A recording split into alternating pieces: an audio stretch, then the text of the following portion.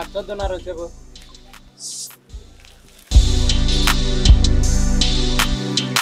ఈ రాష్ట్ర ముఖ్యమంత్రి గౌరవనీయులు మా ప్రీతమ నాయకులు జగన్మోహన్ రెడ్డి గారి జన్మదినాన్ని పురస్కరించుకొని ప్రొద్దుటూరు నియోజకవర్గ వైఎస్ఆర్ కాంగ్రెస్ పార్టీ వైపు నుంచి, ప్రొద్దుటూరు ప్రజల అందరి వైపు నుంచి, ముఖ్యంగా ఆయన ప్రభుత్వంలో ఎవరైతే లబ్ధి పొంది సంతోషంగా ఉండారో వాళ్ళందరి వైపు నుంచి, వారి ప్రజాప్రతినిధిగా ఈ నియోజకవర్గ ప్రజలందరి వైపు నుంచి జగన్మోహన్ రెడ్డి గారికి జన్మదిన శుభాకాంక్షలు తెలియజేస్తాను. వారికి సంపూర్ణ ఆరోగ్యాన్ని, ఆయుష్ను ఆ పరమేశ్వరుడు ప్రసాదించి ఇంకా 10 కాలాల పాటు ఈ రాష్ట్రంలోని పేద ప్రజలకు, పేద ప్రజల బిడ్డల భవిష్యత్తు కోసం ఉపయోగపడాలని చెప్పి, అందుకు కావలసిన మానసిక, రాజకీయ, శారీరక శక్తిని ఆ పరమేశ్వరుడు ప్రసాదించాలని చెప్పి హృదయపూర్వకంగా ప్రార్థన చేస్తూ ఉన్నాం ఆ శివపార్వతులు. ఇంకా విశేషించి ఈరోజు యొక్క ప్రాధాన్యత ఏమిటంటే, ఆయన జన్మదినం రోజే నా నియోజకవర్గంలో ఎప్పటి నుంచో కలలు గంటా ఉండే పేదవారి యొక్క స్వప్నం నెరవేరబోతోంది. ఈరోజు నెరవేరింది. ఆ కళ ఏమిటంటే, మేము బాడిగిళ్ళల్లో ఉండకూడదు, ప్రతి నెల 1500 నుంచి 3000 వరకు బాడిగ చెల్లించే పరిస్థితిలో నుంచి బయటికి రావాలి, మాకంటూ ఒక సొంత ఆస్తి ఉండాలి, మాకంటూ ఒక అడ్రస్ ఉండాలి. 2 సంవత్సరాలు శ్రీనివాసనగర్లో, 2 సంవత్సరాలు వసంతపేటలో, 1 సంవత్సరం శ్రీరాములపేటలో ఇట్లా ఉండే పరిస్థితి, పలు వీధుల్లో ఉండే పరిస్థితి ఉండకుండా పర్మనెంట్గా మాకు ఒక అడ్రస్, ఒక ఆస్తి, ఒక ఊరు ఏర్పడాలి అనేది ప్రతి మనిషి యొక్క కళ. అది గత పాలకులు, గత ప్రభుత్వాలు నెరవేర్చలే. ఈ పేదవారినందరినీ చివరి రోజు 500, 1000 డబ్బులు ఇచ్చి వారి బలహీనతను ఆసరాగా వేసుకొని రాజకీయాలు చేసినారే తప్ప, వారి పేదరికాన్ని గౌరవించి ఆ పేదరికంలో నుంచి శాశ్వతంగా బయటికి తీసుకురావాలన్న కృతనిశ్చయంతో కానీ, సత్సంకల్పంతో కానీ, ప్రేమతో కానీ పని చేయలే. ముఖ్యంగా చంద్రబాబు నాయుడు చేయలే పని. ఈ రాష్ట్రాన్ని, ఈ రాష్ట్ర ప్రజల యొక్క అవసరాలను పట్టించుకోకుండా ఈ ప్రజలతో తన అవసరాలు తీర్చుకునేవాడు మాత్రమే చంద్రబాబు నాయుడు. ఆ పరిస్థితుల్లో నుంచి జగన్మోహన్ రెడ్డి 2019 అధికారంలోకి వచ్చిన తర్వాత గడిచిన 5 సంవత్సరాల కాలంలో చాలా మంచి కార్యక్రమాలు చేసినాడు. కొంతమందికి మేము నచ్చకపోవచ్చు, కొంతమంది పెత్తందారులకు మేము నచ్చకపోవచ్చు. మా డబ్బంతా తీసుకుపోయి పేదవారికి పంచుతానడనో, మా డబ్బు తీసుకుపోయి పేదవారికి ఇల్లు కట్టించినాడనో, మా డబ్బంతా తీసుకుపోయి వారికి ఏదో దోచిపెట్టినాడని కొంతమంది మా మీద వ్యతిరేకత అభిప్రాయాన్ని ప్రకటిస్తూ ఉన్న వారికి విజ్ఞప్తి చేస్తూ ఉన్నా, దయచేసి అర్థం చేసుకోండి. ఈ రాష్ట్రానికి సంబంధించిన ఖజానా ఈ రాష్ట్ర ప్రజలందరిది. ఈ రాష్ట్ర ప్రజల యొక్క అవసరాల కోసము, అభివృద్ధి కోసము వెచ్చించాల్సిన బాధ్యత రాష్ట్ర ప్రభుత్వాన్ని ఉంటుంది. ఇందులో మీరే ఒక్కసారి ఆలోచించండి ప్రజలారా. అన్నిటికంటే ప్రధానమైంది, ఏ మనిషికైనా కానీ అభివృద్ధి ప్రధానమా, ఆయుష్ ప్రధానమా, ఆకలి ప్రధానమా?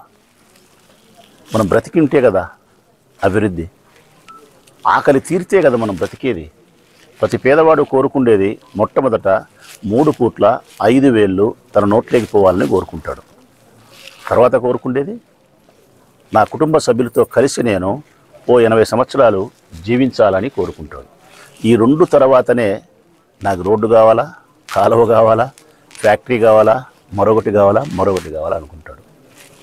మరి మొట్టమొదటి రాష్ట్ర ప్రభుత్వం ఆలోచించేది కూడా, ఈ రాష్ట్రంలో 5 కోట్ల మంది ఓటర్లు ఉంటే, 5 కోట్ల మంది ప్రజలు ఉంటే, వాళ్ళల్లో పేదరికంలో ఉండే వారి గురించి ప్రధానంగా ఆలోచించింది. ఈ రాష్ట్రంలో ఉండే ప్రతి మనిషి యొక్క ఆరోగ్యాన్ని, ఆయుష్ను ఆలోచించింది. ఈ రాష్ట్రంలో ఉండే ప్రతి కుటుంబానికి సంబంధించిన పిల్లలు ఉన్నత విద్యను అభ్యసించి పురోగమనంలోకి ఈ రాష్ట్రాన్ని, దేశాన్ని తీసుకురావాలని జగన్మోహన్ రెడ్డి ప్రభుత్వం ఆశించింది. అందుకు తగ్గ పని చేసింది. ఇందులో ప్రధానమైంది, మనందరం కోరుకుండేది నాకంటూ ఒక ఇల్లు ఉండాలని కోరుకుంటాం.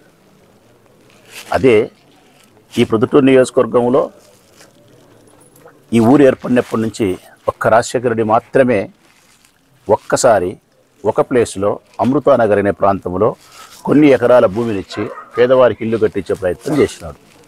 అది మినహాయిస్తే ఏ రాష్ట్ర ముఖ్యమంత్రి కూడా ఈ రాష్ట్రాన్ని పరిపాలించిన వారు జానుడు స్థలం ఇవ్వలేదు, ఒక్క పేదవారికి కూడా ఇల్లు కట్టించలేదు. మేము అధికారంలోకి రాకమునుపు ఒక మాట ఇచ్చినాం, అర్హత కలిగిన ప్రతి పేదవారికి సొంత ఇంటి కలను నెరవేర్చే బాధ్యత జగన్మోహన్ రెడ్డి గారు తీసుకుంటారు. వారి నేపథ్యంలో సారథ్యంలో మేము ఆ బాధ్యతను స్వీకరిస్తామని చెప్పి మాట ఇచ్చినాం 19లో. ఇచ్చిన మేరకు ఈ నియోజకవర్గంలో స్వేచ్ఛగా దరఖాస్తులు స్వీకరించినాం.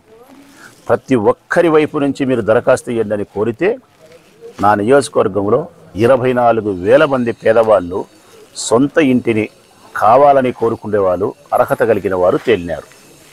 మరి 24,000 మంది సొంత ఇల్లు లేదని అర్హత ఉండి దరఖాస్తు పెట్టినారంటే గత ప్రభుత్వాలు ఇచ్చినట్ట ఇయ్యనట్ట? గత ప్రభుత్వాలు ప్రతి ఏటా ఇస్తా వస్తే ఈ సంవత్సరంలో ఏ 1000, ఏ 1500, ఏ 2000 అబ్బా అంటే 4,000 మంది దరఖాస్తులు మాత్రమే రావాలి. మరి 24,000 వచ్చినాయంటే గత ప్రభుత్వాలు ఇవ్వలే.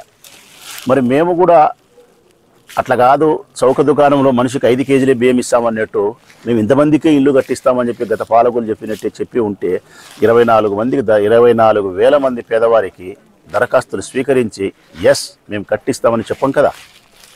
మరి చెప్పగలిగినాము, మరి దరఖాస్తులు స్వీకరించగలిగినాము, ఇల్లు కట్టేదానికోసం ఉపక్రమించినాము.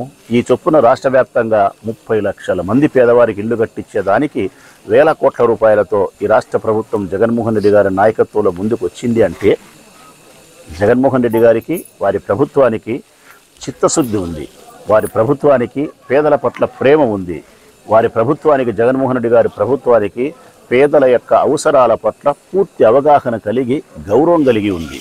అందుకే నా నియోజకవర్గంలో కూడా 24,000 మందికి ఇళ్ల పట్టాలు ఇచ్చినాం. 1.25 సెంటు 1.5 సెంటు చొప్పున ఇళ్ల పట్టాలు ఇచ్చినాం. అపార్ట్మెంట్ పద్ధతి కాకుండా స్వతంత్రమైనటువంటి స్థలాన్ని వారికి ఇచ్చి ఇండివిజువల్ హౌస్ను కట్టించే దానికోసం తొలి అడుగు 2 సంవత్సరాల కిందట వేసినాం. అయితే 24,000 మందికి ఇల్లు కట్టించాలన్నప్పుడు వ్యయం ఎంత ఉంటుందో, డబ్బు ఖర్చు ఎంత ఉంటుందో, దానితో పాటు అంతకు మించిన 2 ఇంతలు శ్రమ ఉంటుంది. ప్రజలారా, మనం ఒక ఇల్లు కట్టుకోవాలంటే సంవత్సరం పడుతుంది. మన ఇల్లు కట్టుకోవాలంటే, పెద్ద ఇల్లు కట్టుకోవాలంటే 2 ఏళ్ళు పడుతుంది. చిన్న ఇల్లు కట్టుకోవాలంటే 8 నెలల కాలం పడుతుంది. ఒక్క ఇల్లు మనము అన్ని సమకూర్చుకొని కట్టుకుంటేనే 8 నెలలు పడితే, సంవత్సరం పడితే 24,000 మందికి ఒకే వ్యక్తి ఇల్లు కట్టించాలన్నప్పుడు వాటికి కావాల్సినటువంటి సిమెంట్ కానీ, ఇటుకలు కానీ, కడ్డీలు కానీ, అనేక రకాల వస్తువులు కానీ, అందుకు కావలసినటువంటి కార్మికులు కానీ, మేస్త్రీలు కానీ చాలా శ్రమతో కూడిన పని. మధ్యలో కూడా మళ్ళీ వర్షాలని, రకరకాల సమస్యలని, ఇబ్బందులు వస్తాయి.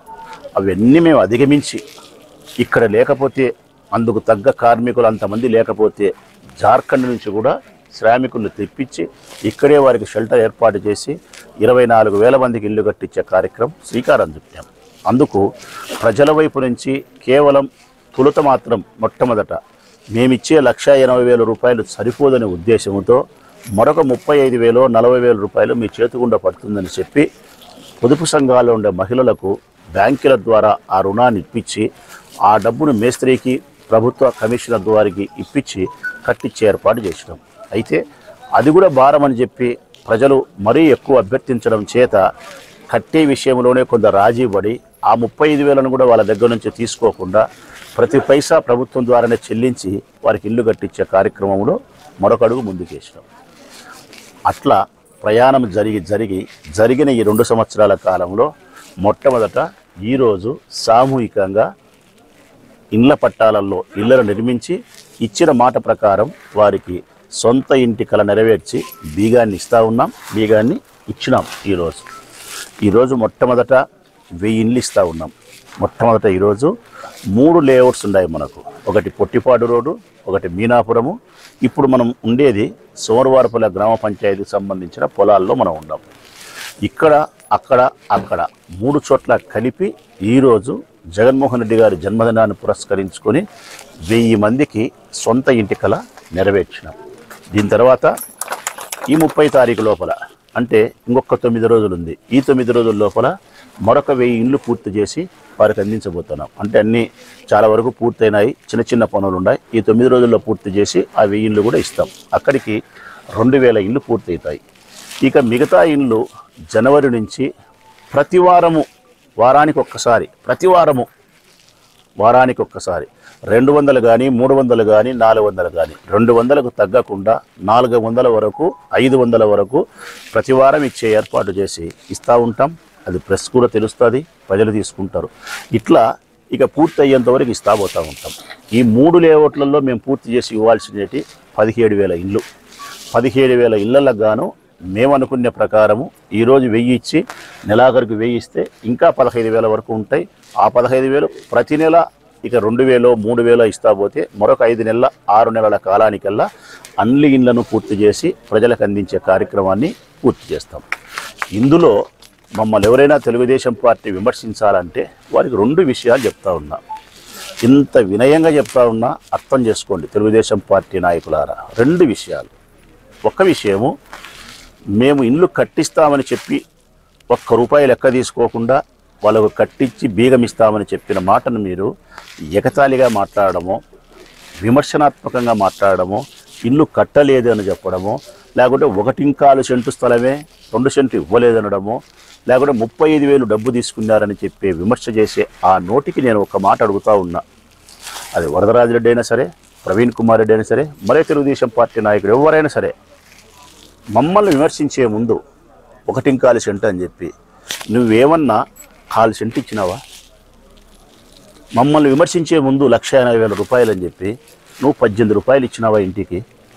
మమ్మల్ని విమర్శించే ముందు ఇప్పటికి 1000 ఇండ్లే ఇచ్చినావని చెప్పి నువ్వు ఒక్క జానడు స్థలంలో ₹1,00,000 పెట్టి ఒక ఇండ్లు కట్టించి నువ్వేమన్నా ఎవరికైనా ఇచ్చి ఉంటే మమ్మల్ని విమర్శించేదానికి నీకు అర్హత ఉంటుంది. ఒక్క జానడు స్థలం ఎవరికే కానీ ఇవ్వకుండా, ఒక్క ఇల్లు ఎవరికే కానీ నువ్వు కట్టించకుండా 24,000 మందికి ఇళ్ల పట్టాలు ఇచ్చి వారి పేరుతో రిజిస్టర్ చేయించి ₹1,80,000 డబ్బులు ఇచ్చి ప్రభుత్వ అధికారుల చేత ప్రజాప్రతినిధుల చేత మేమే ఇల్లు కట్టించే కార్యక్రమం చేసి ఇస్తే 20,000 30,000 వారి చేతిగుండా పడి ఇప్పుడు అది కూడా పడకుండా ఉంటేనో ఒక 6 నెలల్లో సంవత్సరమో ఆలస్యమైతే ఈ కారణాలను పురస్కరించుకొని మీరు విమర్శించడం అనేది ఎట్లుందంటే కదా చాలా అన్యాయంగా ఉంది. ఎప్పుడైనా ఎవరినైనా మనం విమర్శించాలంటే ఆ విమర్శ కంటే ముందు గొప్ప పరిపాలన మనం చేసి ఉంటే, ఆ అంశంలో మనం ప్రజలకు సంపూర్ణమైనటువంటి సహకారాన్ని మేలును అందించి ఉంటే, ఇదిగో పలానప్పుడు నేను పలాని ప్రయోజనాన్ని గొప్పగా చేసిన, ఇదే ఇల్లు కట్టించే కార్యక్రమంలో నేను పూర్తిగా ప్రజలకు మేలు చేసిన, నువ్వు ఆ స్థాయిలో చేయలేకపోయినావని విమర్శిస్తే ఒక అర్థం ఉంది తప్ప, నువ్వు ఏమీ చేయకుండా చేసేవాడిని పట్టుకొని ఇది బాగలేదు అది బాగలేదు 1 సెంటే సరిపోతుందా 2 సెంట్ల అంటే నువ్వు టిట్కో ఇల్లు ఇచ్చే ప్రయత్నం చేసి ఎంత స్థలం ఇచ్చినావు? ఆ టిట్కో ఇల్లునైనా పూర్తి చేసినావా? లేకుండా సొంత స్థలం ఉండే వాళ్ళకు డబ్బులు ఇస్తానని చెప్పి ఏ మేరకు ఇచ్చినావు? అసంపూర్ణమా సంపూర్ణమా అని చూస్తే నేను ఛాలెంజే విషయం ఎన్నిసార్లు. ఈ ఒక్క ప్రొద్దుటూరు నియోజకవర్గంలో మీరు సొంత స్థలం ఇచ్చి పూర్తి డబ్బులతో ఒక ఇల్లు కట్టించి ఉంటే నేను నామినేషన్ వేయనని చెప్పినా. కానీ నా ప్రశ్నకు మీకు సమాధానం లేదు, కానీ విమర్శ మాత్రం చేస్తారు. ఇక రెండవది, ఏదైనా మేము ఈ ఇండ్ల విషయంలో మా వైపు నుంచి ప్రజలకు ఇబ్బంది కలిగించినాం, పొరపాటు జరిగింది, ఆలస్యం జరిగింది, మా తప్పు ఏదన్నంటే మేము అంగీకరిస్తున్నాం. పూర్తి స్థాయిలో 199% మీకు ఇచ్చిన మాట నిలబెట్టుకుంటా ఉన్నాం. మీకు ఇచ్చిన మాట ప్రకారం మేము స్వతంత్రమైన ఇంటిని మీకు ఇచ్చినాం, పూర్తి డబ్బులతోనే మీకు కట్టించి ఇస్తా ఉన్నాం. మేము ఎక్కడైనా మీకు క్షమాపణ కోరాలి అంటే 1 సంవత్సర కాలం సమయం ఆలస్యమైంది. ఆలస్యం కావడానికి కారణం చెప్పిన 24,000 ఇల్లు కట్టించాలంటే శ్రమతో కూడిన పని కాబట్టి సంవత్సరం ఆలస్యమైంది. నిజంగా మేము దొంగలమైతే ఈ ఎలక్షన్ నాటికే 17,000 ఇళ్లను పూర్తి చేసి మీతో ఓటు వేయించుకోవాలనే స్వార్థపూరితమైన ఆలోచన చేసినాం. మాకు ఆ ఉద్దేశం లేదు. ఎన్నికలకు మీ సొంత ఎన్నికలు నెరవేర్చడానికి ఏమాత్రం సంబంధం లేకుండా ఎన్నికల తదుపరి కూడా మీరు మాకు ఓటు వేసినా వేయకపోయినా కూడా మిమ్మల్ని సొంత ఇంట్లో చేర్పించే బాధ్యత జగన్మోహన్ రెడ్డి గారి ప్రభుత్వంలో ఈ ఎమ్మెల్యే రాచమల్లి శివప్రసాద్ రెడ్డి నాకు సంబంధించిన నా వారిదే. కాబట్టి మీకు ఇచ్చిన మాట ప్రకారం అన్ని ఇళ్లను పూర్తి చేసి మీకు ఇవ్వడానికి ఈరోజు తొలి అడుగు జగన్మోహన్ రెడ్డి గారి జన్మదినాన ప్రారంభమైంది. మరొక 5-6 మాసాల లోపల అందరికీ మీకు ఇల్లు వస్తాయి. ఈరోజు 1000 మందికి ఇస్తూ ఉన్నాం, నెలాఖరుకు మరొక 1000 మందికి ఇస్తూ ఉన్నాం. మళ్ళీ నెక్స్ట్ జనవరి 7-8 తారీఖుల్లో మరి ఒక 200, 300, 400 ఇస్తాం. అట్లా వారం వారం ఇచ్చుకుంటా ఈ యజ్ఞాన్ని పూర్తి చేస్తామని చెప్పి మీకు సవినయంగా వివరిస్తూ, మొట్టమొదట ఈరోజు ఎవరైతే 1000 ఇండ్లను బీగాలు అందుకున్నారో, వారి సొంత అడ్రస్లేకి సొంత కళ నెరవేర్చుకొని వచ్చినారో వారందరికీ జగన్మోహన్ రెడ్డి ప్రభుత్వం వైపు నుంచి నియోజకవర్గ శాసనసభ సభ్యునిగా నా హృదయపూర్వక శుభాకాంక్షలు తెలియజేస్తూ, ఈ కాలనీలలో ఈ పేదవారు ఎంతో సంతోషంగా, ఆత్మతృప్తిగా, సంపూర్ణ ఆరోగ్యాన్ని, ఆయుష్ను, ఆనందాన్ని కలిగి వారి కుటుంబం దినదినాభివృద్ధి చెందాలని చెప్పి సంతోషంగా ఉండాలని ఆ పరమేశ్వరుని ప్రార్థన చేస్తూ, ఈ 3 కాలనీలకు కావాల్సిన మౌలికమైన వసతులను నీరు, రోడ్డు, విద్యుత్, కాలువలు, బడి, గుడి అన్నీ ఏర్పాటు చేసే బాధ్యత ఈ రాచమల్లు శివప్రసాద్ రెడ్డిదని ప్రజలకు మాట ఇస్తూ సెలవు.